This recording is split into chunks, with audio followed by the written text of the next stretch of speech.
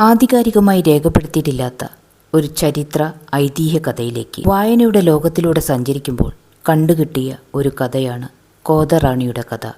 ഈ കഥ പറയുന്നതിനു മുമ്പായി പുലയനാർ കോട്ടയെപ്പറ്റിയും പുലയനാർ എന്ന അയ്യൻകോതൻ്റെ കഥയും പറയേണ്ടിയിരിക്കുന്നു.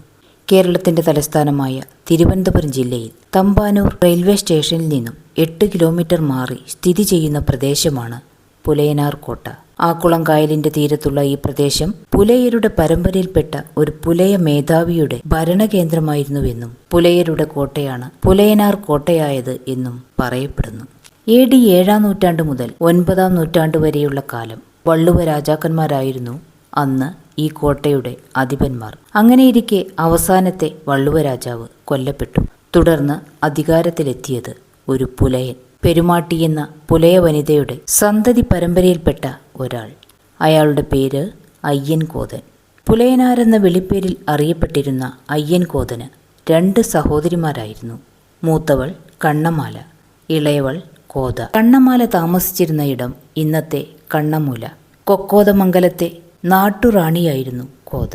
പുലയനാരുടെ കോട്ട വളരെ കരുത്തുറ്റതായിരുന്നു. വേളിക്കായലിന് അഭിമുഖമായി മലമുകളിലെ നിരന്ന പ്രദേശം.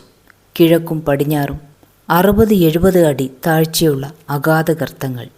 ഗർത്തങ്ങൾക്ക് ചുറ്റും തുരങ്കപാത. കൂടാതെ കോട്ടയ്ക്കകത്ത് ഒരു ഭീമൻ കിണറും. അറബിക്കടലിലൂടെ പോകുന്ന കപ്പലുകൾക്ക് ദിശയറിയാൻ കോട്ടക്കുന്നിൽ വലിയൊരു വിളക്കുമരം. കോട്ടയിലേക്ക് പ്രവേശിക്കുന്നതിനും പുറത്തിറങ്ങുന്നതിനും ഒറ്റ വഴി മാത്രം. അതാണ് ഇന്നത്തെ ഒറ്റവാതിൽ കോട്ട. രാജാവിൻ്റെ ആനത്താവളമുണ്ടായിരുന്ന ഇടം ആനയറ. പേട്ട സ്വദേശിയായ ഒരു ഈഴവ പ്രമാണിയായിരുന്നു മന്ത്രി. അയ്യൻകോതന് 2 മക്കൾ, ഒരു മകനും മകളും. അതീവ സുന്ദരിയായ മകൾ ചിത്തിര റാണി കരുത്തും സൗന്ദര്യവും ഒത്തിണങ്ങിയവൾ. അവളുടെ മേനിയഴക് ചാരന്മാർ വഴി ചേരവംശജനായ വേണാട്ടരജൻ അറിഞ്ഞു.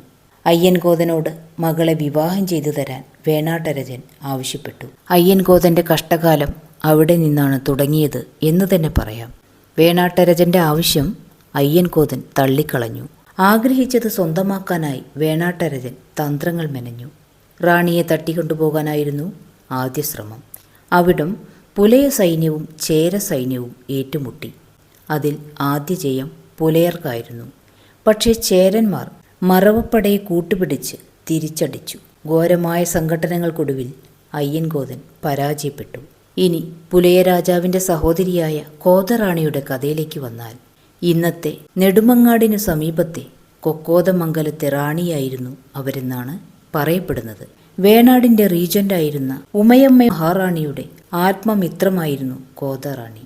കിടങ്ങുകളും മുതലക്കുളങ്ങളും നിറഞ്ഞ കൊക്കോതമംഗലം കൊട്ടാരത്തിൽ നിന്നും പുലയനാർ കോട്ടയിലേക്ക് തുരങ്കപാതയും ഉണ്ടായിരുന്നു.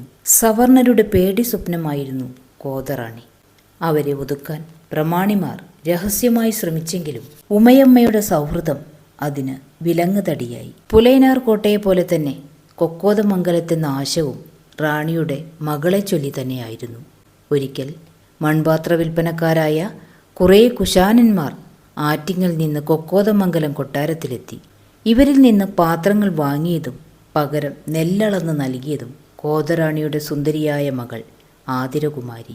തിരികെ ആറ്റിങ്ങലെത്തിയ കുശാനന്മാർ നെല്ലളന്നപ്പോൾ 6 അടിയോളം നീളമുള്ള ഒരു മുടിയിഴ കണ്ണിലുടക്കി. ഈ വിവരം ആറ്റിങ്ങൽ കൊട്ടാരത്തിലുമെത്തി. ആ മുടി കണ്ട തമ്പുരാൻ അത് കുമാരിയുടേതെന്ന് ഉറപ്പിക്കുകയും അതിൽ അനുരാഗമുദിച്ച തമ്പുരാൻ ആ മുടിയിഴ സ്വർണ്ണച്ചെപ്പിലടച്ച് സൂക്ഷിച്ചു. കുമാരിയെ കല്യാണം കഴിപ്പിച്ചു കൊടുക്കാൻ കോതറാണിയോട് ആവശ്യപ്പെട്ടെങ്കിലും റാണി വിസമ്മതിച്ചു. മോഹഭംഗത്താൽ കലിപൂണ്ട തമ്പുരാൻ സൈന്യവുമായി കൊക്കോതമംഗലത്തെത്തി. കോതറാണി കരുത്തോടെ തിരിച്ചടിച്ചു. ആതിര റാണിയും സൈന്യത്തിന് നേതൃത്വം നൽകി. ദിവസങ്ങളോളം നീണ്ടുനിന്ന പോരാട്ടത്തിൽ ഇരുപക്ഷത്തും കനത്ത ആൾനാശം നേരിട്ടു. കൊക്കോതമംഗലം ജയത്തോടടുത്തപ്പോൾ കരപ്രമാണിമാരുടെ ചതിയാൽ റാണി ഒറ്റപ്പെട്ടു. തന്ത്രപ്രധാന ഭാഗങ്ങൾ ആറ്റിങ്ങൽ പടയുടെ കയ്യിലായി. മറവപ്പടയുടെ ചതിപ്രയോഗത്തിനിടെ പഴക്കുറ്റിക്ക് സമീപം മരം വീണ് റാണിയും കുതിരയും ചതഞ്ഞു മരിച്ചു. ഇതറിഞ്ഞ ആതിര റാണി കൊറ്റമലക്കാട്ടിലൂടെ കുതിരപ്പുറത്ത് പുലയനാർ കോട്ടയിലെത്തി.